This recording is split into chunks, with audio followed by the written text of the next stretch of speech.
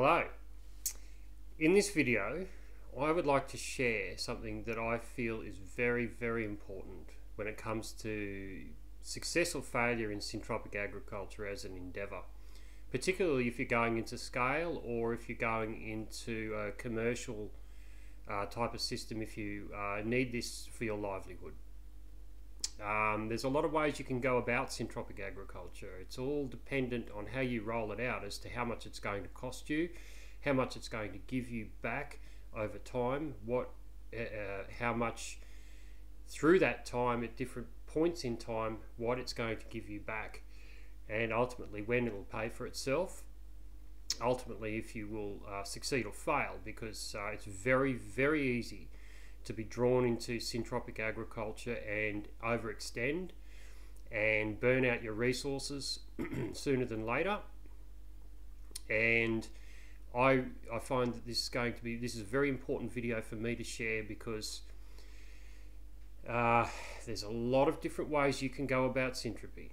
The long and short of it is there's no fixed way to go about it, as long as you've got the principles right, as long as you're going through species succession by managing consortia and creating a macroorganism and moving up the spiral of life. That is the most important thing. Then you are achieving syntropy. How you choose to achieve syntropy comes down to you, your personal decision making and your context. So I would like to share an example. I myself am going about syntropic agriculture this way, and I have been helping a friend of mine out, Nick, for his plot, and he's going into he's putting together a plan to go into a fairly decent sized mandarin plantation. I think up to 4 kilometers of rows, which is not a really big place, but it's big enough to overwhelm most people if they don't go about it the right way. So here we go. Now, the most important thing I need to express, and this is very, very important, and I'm going to probably repeat this a lot, the most important thing is to work in the present.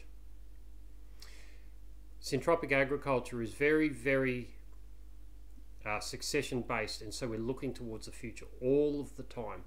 It's very, very, very easy to become very preoccupied with the future.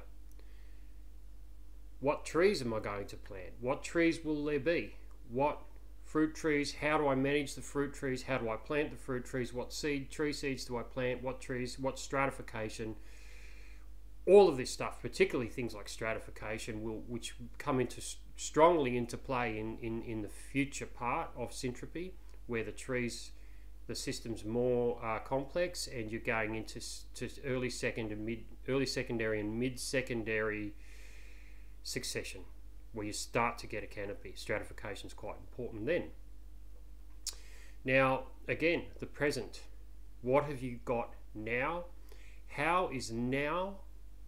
What is existing now in the environment and the ecology you've got to work to, how you are, how much you know, and what resources you have. What do they mean now? So it's all about the present. Now,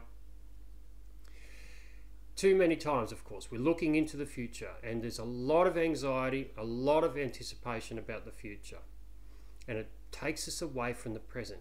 And when it takes us away from the present, we're very prone to not clearly understanding what we have in the present and how powerful that is. Now, we don't need to get to mid-secondary succession. We don't need to get to late secondary succession or the climax to unlock the power. The power is in the present. We have to work with that. What we do with the present will establish how well prepared, how empowered you are, how resourced you are in the future.